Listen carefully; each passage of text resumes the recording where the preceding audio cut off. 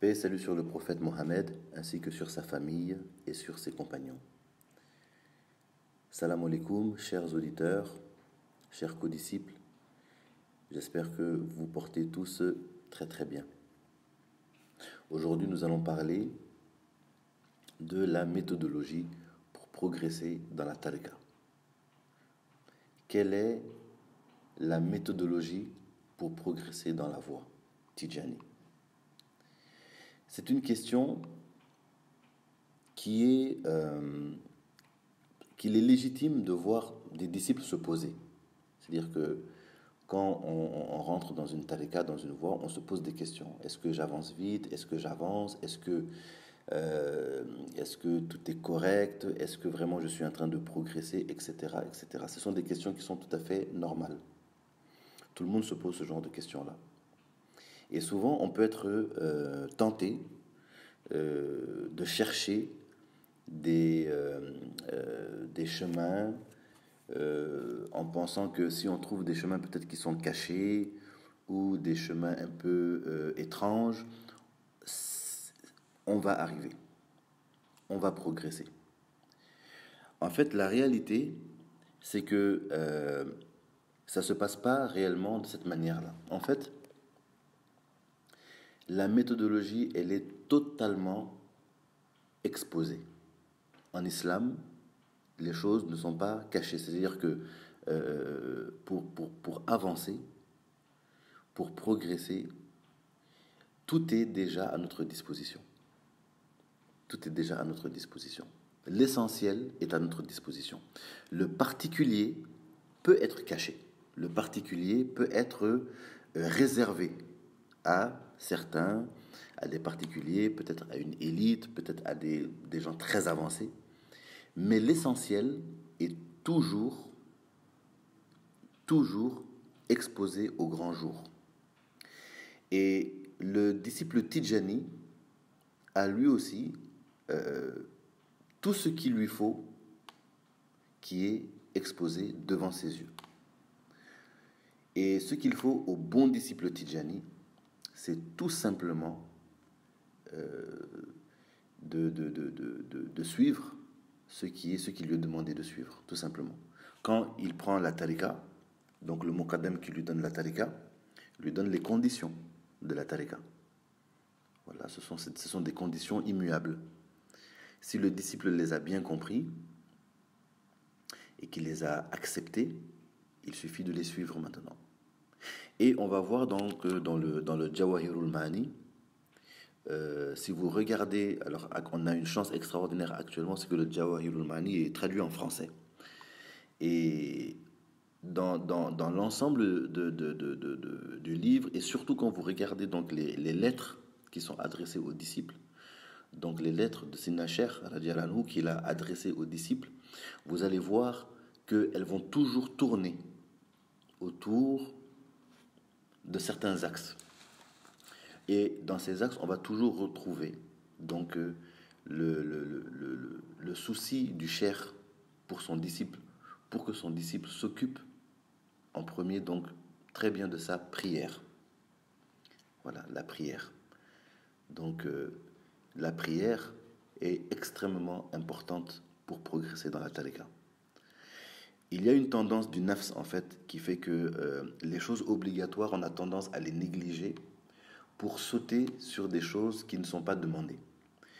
Et même quand on a le wird, souvent on est plus intéressé. C'est quelque chose de normal. Hein, c'est quelque chose de normal. C'est le nafs qui fait ça.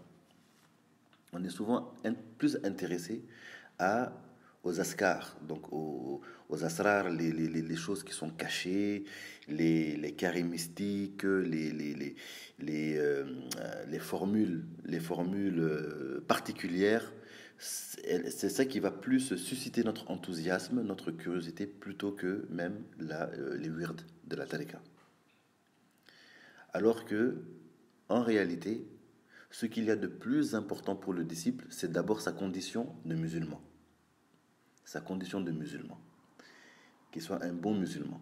Donc les 5 prières sont extrêmement importantes. Et le cheikh radiallahu anhu va beaucoup insister sur le fait de prier à l'heure, de prier correctement, de prendre son temps dans les différentes étapes de la prière, de prier en groupe si possible, et de ne pas donc négliger donc ce pilier extrêmement important de l'islam.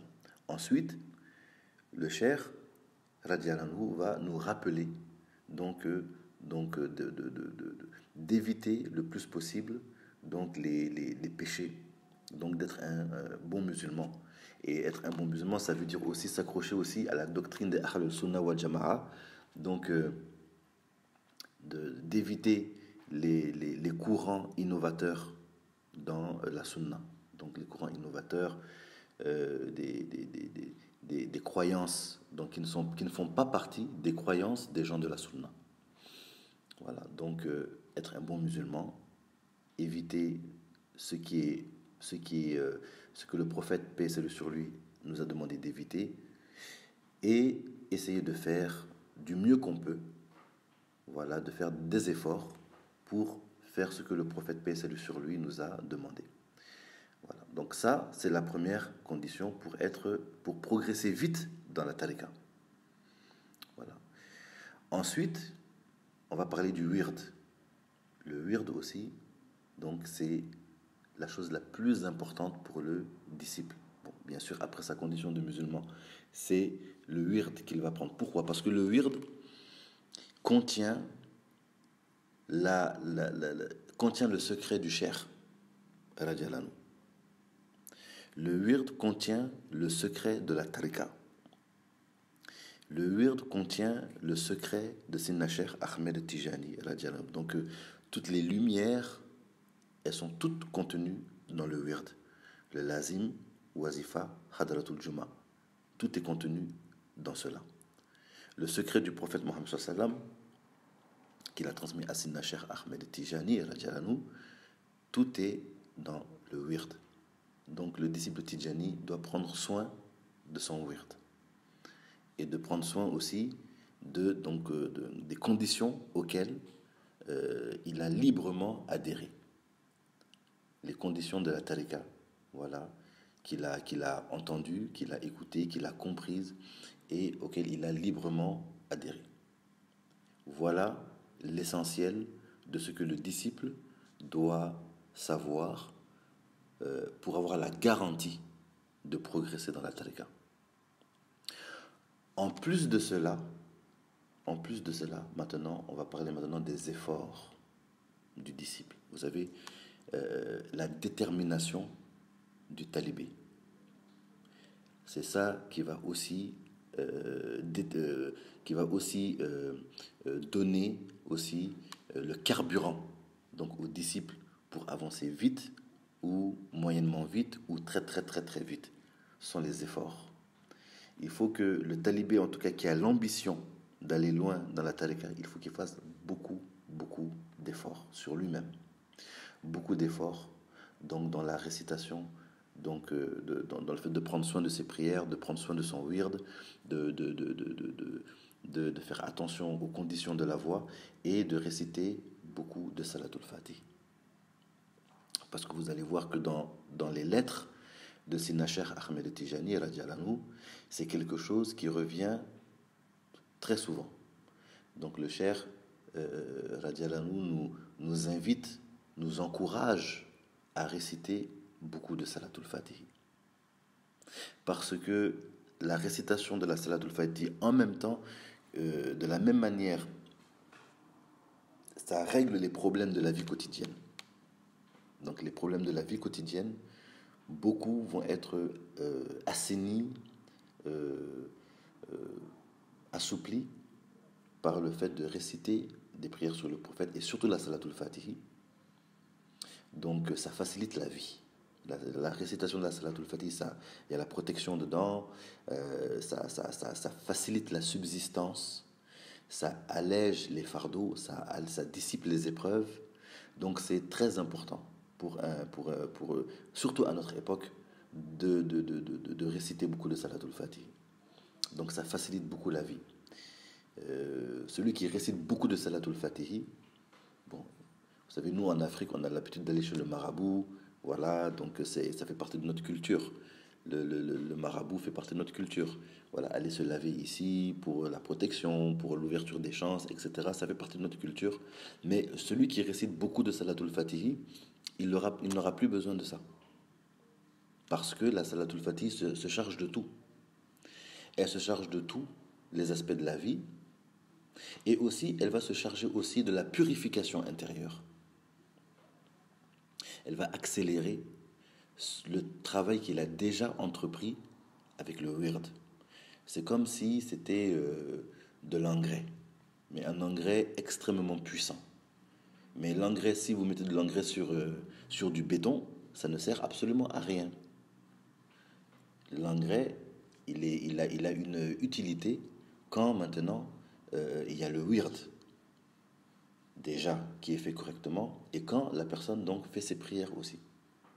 C'est à ce moment-là que tout ce qui vient après va maintenant s'enraciner, va fleurir et va donner des fruits. Voilà. Donc, le musulman, il fait ça, pour progresser rapidement, pour progresser très bien dans la voie tidjani, il faut être un bon musulman. Il faut s'efforcer en tout cas d'être un bon musulman. Voilà, être un bon musulman, c'est dur à atteindre, mais au moins l'effort. Il faut s'efforcer sincèrement de faire son possible pour être un bon musulman. Donc, prendre soin de ses prières, de tous les piliers de l'islam. Mais la prière est très très importante, la prière. Parce que c'est souvent dans la prière qu'on va voir aussi c'est autour de la prière que va tourner tout le reste. C'est tous les autres actes d'adoration vont tourner autour de la prière. Donc, c'est la prière. S'accrocher, suivre la sunna, donc en s'accrochant donc à la doctrine de Ahl Sunna, wa Jama'a, donc éviter les courants tendancieux et vraiment suivre voilà, ce qui est demandé dans les écoles de fiqh, suivre les hadiths. Voilà, donc ça, il faut suivre ça. Ensuite, la litanie, donc les litanies Tijani, qui vont nous donner donc ce secret du cher Ahmed Tijani, radiallahu. Et en plus de ça, beaucoup de Salatul Fatih, beaucoup de Salatul Fatih. Le temps libre, il faut le remplir avec des Salatul Fatih. Voilà. Le cher, Sidna Cheikh Ahmed Tijani, radiallahu, a donné beaucoup donc de conseils par rapport à ça. Il a répété souvent ça. Il a souvent répété donc aux disciples de faire beaucoup de Salatul Fatih. Et il a donné des ordres de grandeur. Par exemple, il a même donné une méthodologie par rapport à ça. Par exemple, de commencer avec de 500 le matin, 500 le soir. Voilà, pour celui qui est capable. Et d'augmenter progressivement, graduellement. Voilà, chaque mois. Voilà, dès que le disciple sent qu'il est à l'aise, il augmente un petit peu le matin, un petit peu le soir. Comme ça, il augmente, il augmente, il augmente. S'il n'est pas capable, au moins il fait 300 par jour. Mais s'il est déterminé, il y va avec 500 le matin, 500 le soir, ou 500 donc répartis dans la journée. Mais les meilleurs moments pour faire le zikr, selon Sidna Cheikh Ahmed Tijani, c'est le matin et le soir, et la nuit. Ce sont les meilleurs moments pour faire du zikr. Et, ou tout le temps. Il y en a qui font du zikr tout le temps, donc ça aussi c'est très très bien. Donc il a donné aussi une ordre de grandeur, par exemple, de la récitation de la Salatul Fatihi, en disant par exemple que à partir de 3000 Salatul Fatihi, la baraka est spectaculaire. Celui qui récite 3000 Salatul Fatihi régulièrement, il va le voir dans la vie. Ça va être maintenant spectaculaire dans sa vie. Il va voir réellement de manière éclatante la baraka dans tous les aspects de sa vie. Et on sait que 6000 Salatul Fatih déjà, c'est l'équivalent du nom suprême. Ensuite, arrivé à 12 000 Salatul Fatih, Sidna Cheikh Ahmed Tijani dit que 12 000 Salatul Fatih, pour celui qui le fait, Sidna Cheikh Ahmed Tijani radiallahu l'a appelé le triomphateur de la voix. Voilà, quelqu'un qui triomphe de la voix. Voilà, c'est quelqu'un qui arrive jusqu'à 12 000 Salatul Fatih par jour. Ça a l'air énorme, ça a l'air extraordinaire, mais je vous dis que c'est possible. C'est très très possible. Mais il faut Il faut s'entraîner, il faut le faire. Et vous allez voir qu'au fur et à mesure que vous faites des salatul fatih, le corps il s'habitue. Le corps s'habitue, la salatul fatih devient facile et ça devient délicieux. C'est-à-dire il y a un goût, c'est-à-dire que de réciter la salatul fatih, le corps participe à la récitation de la salatul fatih et c'est extrêmement même agréable à un moment de rester de la salatul fatih. Passer une heure de temps, 2 heures de temps, 3 heures de temps sans rester de salatul fatih, à un moment ça devient insupportable. Donc avec l'habitude, le corps prend de la force, le cœur prend de la force et plus on récite, plus c'est facile. Voilà, c'est comme ça avec la salatul fatih. Plus on en récite, plus on a envie d'en réciter et plus c'est facile d'en réciter. Que Allah nous facilite cela, que Allah nous remplisse nos cœurs de détermination, de haute détermination. Voilà, de haute détermination. Ce que je voulais dire aussi, c'est que ça c'est l'essentiel pour le disciple. C'est-à-dire que le disciple qui ne sait pas plus que ça, par exemple, un disciple qui a son wird, il connaît la salatul fatih, il récite la salatul fatih, c'est largement suffisant pour progresser. Maintenant, dans le cheminement, dans le parcours, il se peut que le cher, les muqaddam qu'il va fréquenter, puissent lui donner autre chose. Ça, c'est tout à fait possible. Souvent, les muqaddam peuvent vous donner des choses pour... voilà, ils sont inspirés de donner aux disciples des zikrs à faire, par exemple, pour la protection, pour faciliter certaines choses, même pour faire un petit bond en avant. Ça arrive aussi, un muqaddam peut vous donner aussi une autorisation aussi pour faire une khalwa. Vous savez que la tariqa n'a pas besoin de la khalwa pour éduquer, mais la khalwa aussi se trouve dans la tariqa aussi. On a aussi des khalwa dans la tariqa. On a beaucoup de gens de khalwa. Mais ça, c'est à l'appréciation de votre muqaddam. Voilà, donc il faut fréquenter un muqaddam en qui vous avez confiance et qui va pouvoir vous donner généreusement selon ses connaissances. Selon ses connaissances, selon son niveau, il va vous donner aussi. Voilà. Et il y en a beaucoup, masha'Allah, dans notre voie Tidjani. Ils sont comme des étoiles. Il y en a beaucoup. Il y en a beaucoup, beaucoup, beaucoup. Ils ne sont pas rares. Ils ne sont pas rares. Vous en trouvez vraiment partout. C'est l'abondance. C'est l'abondance d'être lumineux. Alhamdulillah. Aujourd'hui, dans la tariq, aujourd'hui, c'est rare d'être dans une ville, par exemple ici en Afrique, dans la même ville, vous avez plus de 200, 300 muqaddam. Et ils sont tous d'une qualité extraordinaire. Donc, faites confiance, voilà, fréquentez des muqaddam, fréquentez des gens pieux, ayez un bon compagnonnage. Et les muqaddam, selon voilà, leurs connaissances, ils vont vous donner aussi des choses en plus. Voilà, ce n'est pas obligatoire dans la tariqa, mais aussi souvent, il y a des particularités, il y a des disciples qui sont particuliers. Souvent, il arrive que à un certain moment de leur cheminement, on puisse leur donner quelque chose, voilà, des choses qui ne sont pas des choses qu'on donne généralement à tout le monde. Voilà, ça aussi, ça existe aussi. Mais moi, je vous ai donné aujourd'hui donc l'essentiel de la méthodologie, c'est la prière, être un bon musulman, donc éviter donc tout ce qui peut nous retarder. Voilà, tout ce qui peut nous retarder. Vous savez, il y a beaucoup de péchés qui retardent. Au lieu de faire ça, il faut faire donc des bonnes actions qui vont nous aider à nous propulser. Prendre soin de son wird, faire son wird, voilà, aux heures auxquelles c'est demandé, de la manière parfaite dont c'est demandé. Et en plus du wird, faire énormément de salatul fatih. Voilà. En plus de cela, vont se greffer dans le cheminement, selon les particularités, selon les muqaddam, selon les inspirations, selon le destin des gens, d'autres choses. Voilà. Mais ça, la tariqa tidjaniya est tellement profonde qu'on ne peut pas tout dire. On ne peut pas tout dire parce qu'on ne peut pas tout connaître. Voilà. On ne peut pas tout connaître, vraiment. On ne peut pas tout connaître de la tariqa. Vous savez, un jour, on a eu la chance de rencontrer un grand cheikh qui est maintenant décédé, paix à son âme, que Allah soit satisfait de lui. Il s'agissait donc de Cheikh Mansour Baro, radiallahu anhu, et j'ai eu la chance de le rencontrer à plusieurs reprises.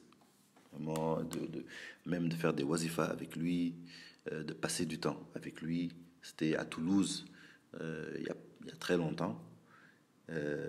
Et c'est des moments que je n'ai jamais oubliés. Et parmi une des phrases du cheikh qui m'a marqué, c'est qu'il a dit on ne peut pas connaître la tariqa Tijaniya. Il a dit que la tariqa Tijaniya, on ne la connaîtra réellement que dans l'au-delà. Voilà. Mais ici-bas, vraiment, à part Sidna Cheikh Ahmed Tijani et le prophète Mohammed sallam, à dire que on connaît la tariqa, vraiment, c'est difficile. Voilà, on ne peut pas connaître complètement la tariqa Tijaniya. C'est trop grand, c'est trop profond.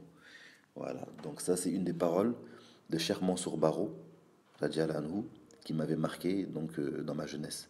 Vraiment. Alhamdulillah, bon, je suis toujours jeune, voilà, mais c'était il y a un petit moment quand même. C'était il y a un petit moment. Voilà. Ok, donc merci beaucoup pour votre écoute et que Dieu nous facilite. Voilà, nous sommes tous des disciples de Cheikh et on avance ensemble. Voilà, donc on se donne du courage et le but de mes audios, c'est de nous encourager mutuellement. Voilà, peut-être qu'on est en train de bâtir une petite communauté, mais le bien de cette communauté, c'est que on se donne du courage, on se donne des conseils, on avance ensemble. Voilà. Et que Allah nous facilite à tous, que Allah nous pardonne aussi. Et que Allah augmente notre amour pour Sayyidina Cheikh Ahmed Tijani, radiallahu anhu. L'amour de Cheikh qui fait partie des conditions de la voie. Vous savez, comme je vous ai dit, les conditions de la voie sont... Dans les conditions de la voie, il y a tout ce qu'il faut pour le disciple. Donc il ne faut pas hésiter à les relire, parce que tout ce qu'on a besoin est contenu dedans. Voilà. Tout ce qu'il faut éviter, les choses graves à éviter aussi sont dedans aussi. Voilà. Et on demande à Allah Azawajal de nous faciliter, de nous aider et de nous faire aller loin et de nous accorder les plus hauts degrés du paradis, voilà, par sa bonté, par sa générosité, par sa pure faveur, par sa pure largesse, et que Allah nous compte aussi parmi ses serviteurs reconnaissants. Voilà, que Allah nous compte parmi ses serviteurs reconnaissants. Au fil des audios, Inch'Allah, je vais souvent peut-être donner des choses qui sont très, très favorables aux disciples. Inch'Allah. Voilà. À la limite de mes connaissances. Et parmi ces choses-là, il y a la gratitude aussi. Donc c'est une attitude. La gratitude doit être aussi une attitude permanente du disciple Tijani. Voilà. Le disciple Tijani doit être un cheminant reconnaissant. Tout le temps reconnaissant. Pas un cheminant qui est inquiet ou qui est apeuré, effrayé par la voie, ou qui est dans un état de culpabilité permanente. Non, non. Le disciple Tijani doit adopter la posture, l'attitude du reconnaissant. Voilà, du reconnaissant. La reconnaissance est très très importante pour le cheminement. Parce que la reconnaissance, la gratitude, c'est aussi une attitude qui raccourcit les distances aussi. Voilà, donc on va très très vite en étant reconnaissant. Donc on demande à Allah Azawajal de nous compter parmi ses serviteurs reconnaissants. Et au fil des audios, Inch'Allah, on va donner d'autres choses. Inch'Allah. Voilà, merci beaucoup pour votre écoute et on se reprend très très bientôt. Salam alaikum. Allahumma salli ala Sayyidina Muhammadin al-Fatih lima ughliqa al-khatim lima sabaqa an-nas ila haqi bil-haq wal hadi ila siratika al-mustaqim wa ala alihi haqqa qadrihi wa miqdarihi al-azim. Subhana rabbika rabbil izzati amma yasifun wa salamun ala al-mursalin walhamdulillahi rabbil alamin.